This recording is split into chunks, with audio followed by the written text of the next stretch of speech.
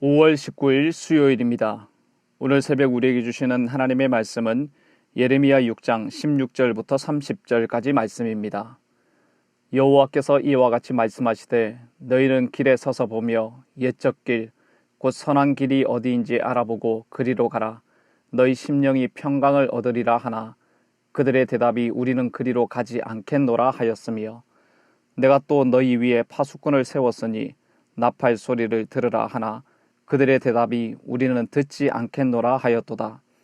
그러므로 너희 나라들아 들으라. 무리들아 그들이 당할 일을 알라. 땅이여 들으라. 내가 이 백성에게 재앙을 내리리니 이것이 그들의 생각의 결과라. 그들이 내 말을 듣지 아니하며 내 율법을 거절하였음이니라. 시바에서 유향과 먼 곳에서 향품을 내게로 가져오면 어찌함이냐. 나는 그들의 번제를 받지 아니하며 그들의 희생 제물을 달게 여기지 않노라. 그러므로 여호와께서 이와 같이 말씀하시니라. 보라 내가 이 백성 앞에 장애물을 두리니 아버지와 아들들이 함께 거기에 걸려 넘어지며 이웃과 그의 친구가 함께 멸망하리라. 여호와께서 이와 같이 말씀하시되 보라 한 민족이 북방에서 오며 큰 나라가 땅끝에서부터 떨쳐 일어나나니 그들은 활과 창을 잡았고 잔인하여 사랑이 없으며 그 목소리는 바다처럼 포효하는 소리라. 그들이 말을 타고 전사같이 다 대열을 벌이고 시온의 딸인 너를 치려 하느니라 하시도다. 우리가 그 소문을 들었으므로 손이 약하여졌고 고통이 우리를 잡았으므로 그 아픔이 해산하는 여인 같도다. 너희는 밭에도 나가지 말라. 길로도 다니지 말라. 원수의 칼이 있고 사방에 두려움이 있음이라. 딸내 백성이 굵은 배를 두르고 죄에서 구르며 독자를 이름같이 슬퍼하며 통곡할지어다. 멸망시킬 자가 갑자기 우리에게 올 것임이라. 내가 이미 너를 내 백성 중에 망대와 요새로 삼아 그들의 길을 알고 살피게 하였노라.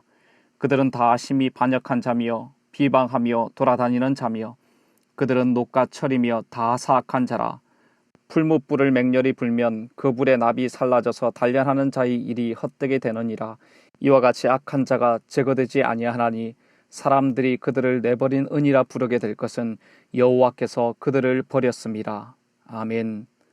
하나님은 유다의 백성들이 갈 길을 못 찾아 헤맬 때 바른 방향을 갈 수 있도록 두 가지 안내 표지를 주셨습니다.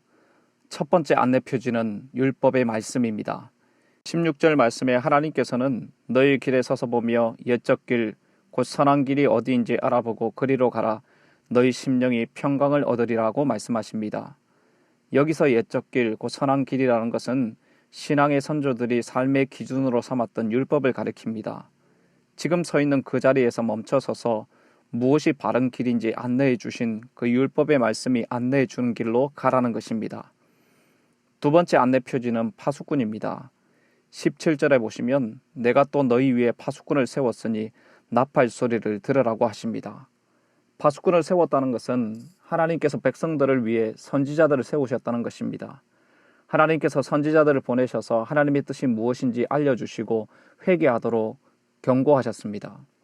이같이 하나님께서는 유다의 백성들을 위해서 두 가지 안내 표지를 주셨는데 백성들은 어떻게 합니까? 율법이 제시하는 바른 길을 거부합니다. 하나님의 뜻을 보여주는 선지자의 목소리도 무시합니다. 하나님께서 가라고 하신 길로 가면 심령이 평강을 얻는데도 백성들은 그리로 가지 않겠다고 말합니다. 여러분, 이 정도로 반응한다면 하나님을 떠나있는 백성, 하나님과는 아무런 관계가 없는 사람들처럼 보이지 않습니까? 그런데 그들이 어떻게 합니까? 아주 귀한 예물을 가져와서 번제를 드리겠다는 것입니다. 20절에서 말씀하시는 것처럼 예루살렘에서 2400km나 떨어진 시바에서 가져온 유향과 더 먼 곳에서 구한 향품을 하나님께 드리겠다는 것이죠. 여러분, 하나님께서 원하시는 것이 무엇입니까? 형식적인 종교의식이나 값비싼 향품이 아닙니다. 정성을 쏟아 준비한 예물이 아니었습니다. 20절 하반절에 무엇이라고 말씀하십니까?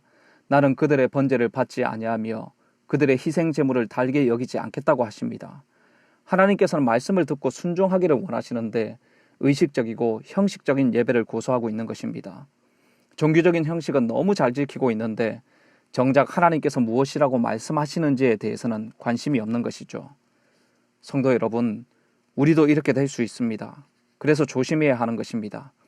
나는 주일 예배 한 번도 빠진 적이 없고 공예배도 잘 참석하고 새벽에까지 와서 기도하고 11조 감사헌금, 선교헌금 다 드린다고 말합니다. 그런데 정작 하나님께서 무엇을 원하시는지에 대해서는 관심이 없는 것입니다. 하나님을 사랑한다고 고백은 하는데 말씀을 듣지도 않고 순종하지도 않고 있는 것이죠. 여러분, 종교적인 열심만 잘하면 하나님께서 복을 주시는 것입니까? 종교적인 형식에만 관심을 가지고 하나님의 뜻과는 다르게 내 마음대로 살고 있다면 유다의 백성들과 다를 것이 무엇이 있겠습니까? 예배와 헌금이 중요하지 않다고 말하는 것이 아닙니다. 마음 중심이 정말 하나님을 사랑하고 하나님의 말씀에 순종하기를 원하고 하나님의 인도하심과 뜻하심을 따라가기를 원하는 그런 순전한 마음이 있어야 하고 우리의 삶을 하나님께 드리는 삶의 모습이 있어야 한다는 것입니다.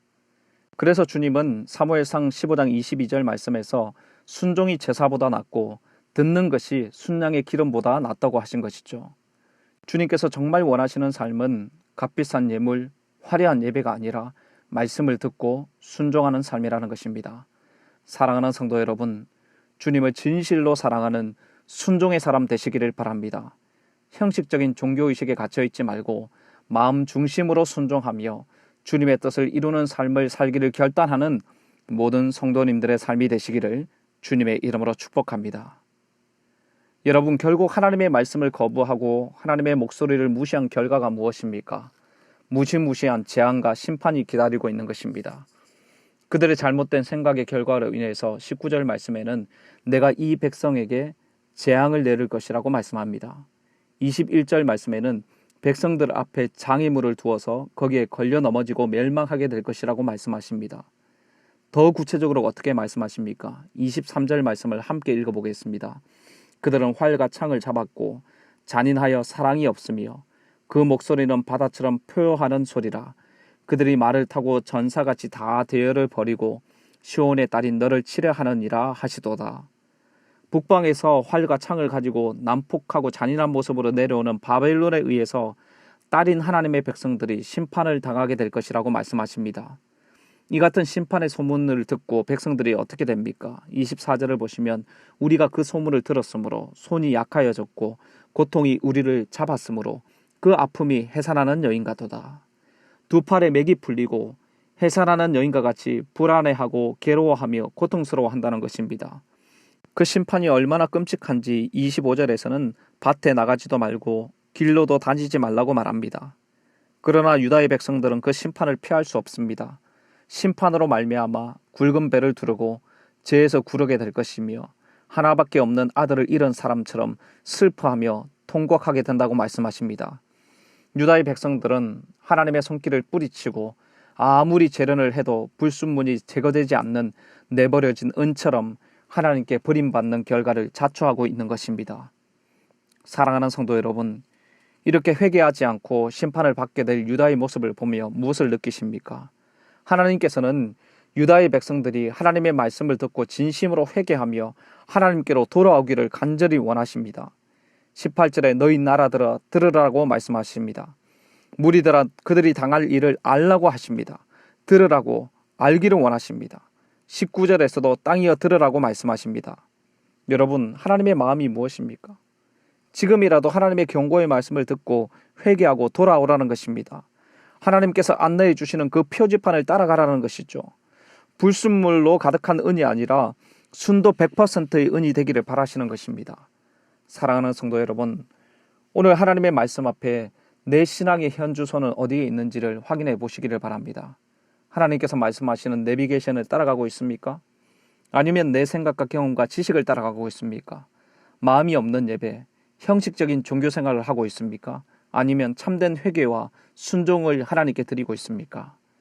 여러분, 주님께서 안내해 주신 길로 가면 참된 생명과 평안을 얻게 될 줄 믿습니다.